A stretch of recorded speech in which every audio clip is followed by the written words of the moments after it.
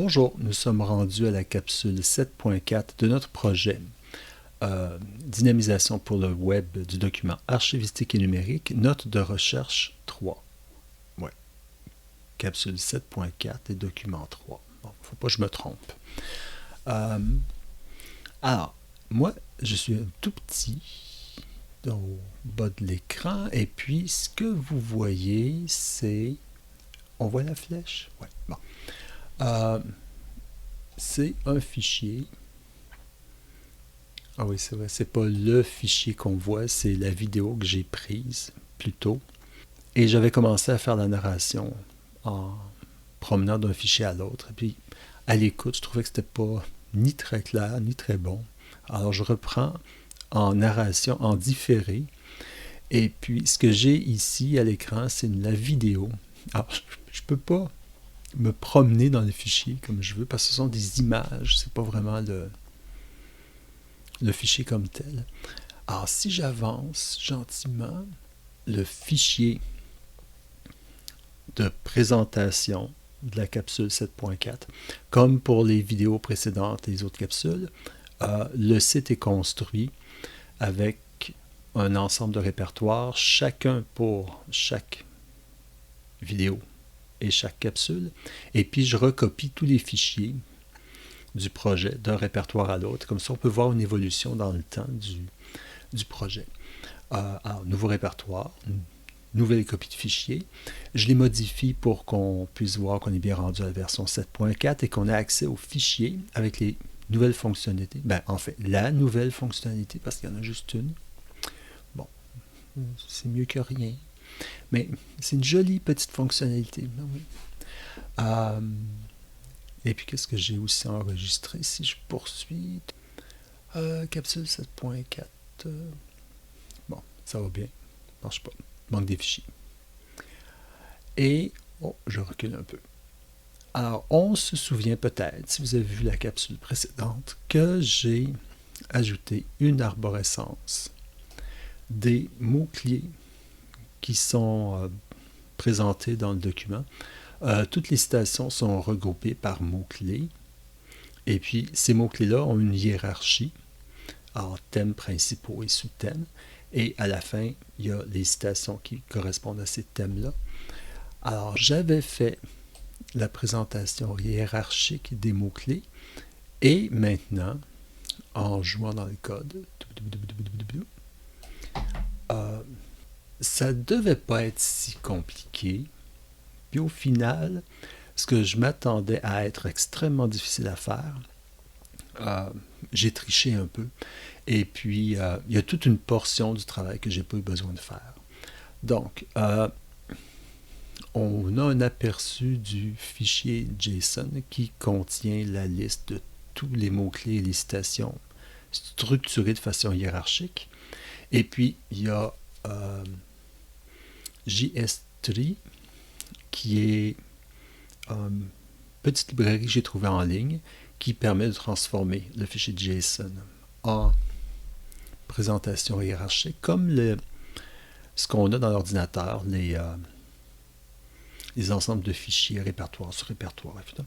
Alors, ça présente les choses de façon similaire. Et puis, je devais ajouter des indicatifs pour chaque élément du système hiérarchique pour indiquer si c'est une citation, si c'est un mot-clé, si c'est une citation, quel est son numéro.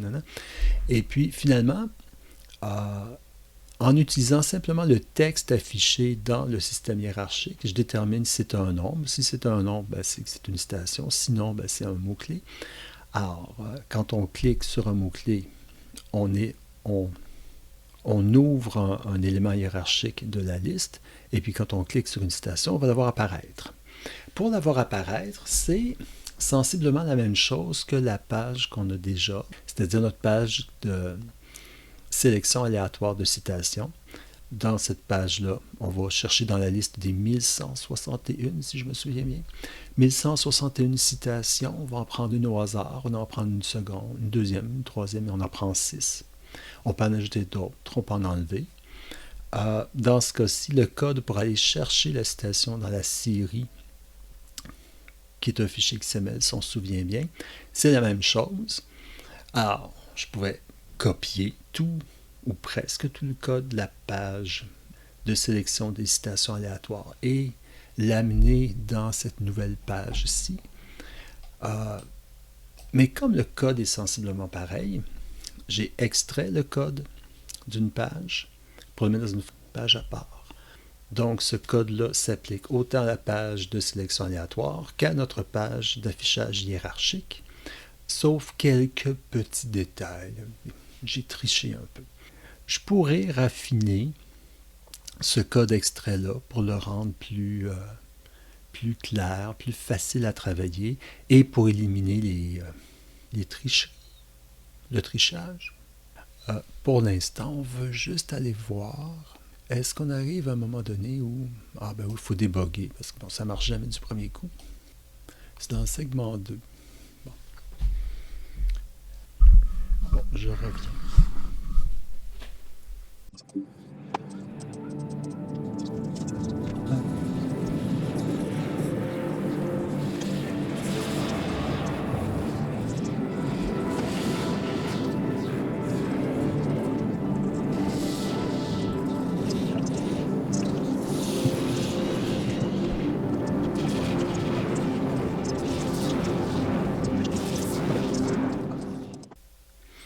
Bon, je sais que ça fonctionne. Alors, je vais couper la vidéo de la capsule. Je vais aller tout copier les fichiers sur le site web et puis je vais vous faire une petite démonstration. Alors, à tantôt ou tout de suite, parce qu'avec la magie de l'édition vidéo, le temps, ça se découpe. Alors, à tantôt. Alors, on reprend l'enregistrement. On n'a pas besoin d'aller jouer là. On peut aller ici. Qu'est-ce qu'on a ici? Bon. Comme j'ai fait ça un peu rapidement, la page de présentation de la capsule 7.4 n'a pas les bons liens. D'ici à ce que cette capsule-là soit en ligne, j'aurai fait les correctifs. Donc, pour vous, il n'y aura pas d'erreur à voir ici. Mais je veux tout de suite un empressement sans limite. Montrer le petit nouveau. Donc, notre série de mots-clés.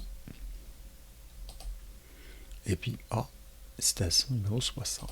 Qu'est-ce que c'est? Oh, c'est celle-là. Alors, je peux afficher toutes les citations en rapport avec un mot-clé. Alors, on peut les lire à la suite, réfléchir et en extraire des idées intéressantes. Comme pour la page des citations aléatoires, c'est exactement le même code, la même fonctionnalité. On peut en enlever. On peut voir et cacher le détail de la bibliographie. Et puis on peut en choisir d'autres. Et puis d'autres. Et ce que ça nous donne dans ce cas-ci, c'est la possibilité d'observer le contenu des citations en rapport avec le thème auquel elle est reliée. Et puis de faire des comparatifs, des thèmes similaires, voir des oppositions d'idées, des complémentarités. Et je pense qu'il a fait trop chaud hier. Ici, on a une journée de canicule absolue.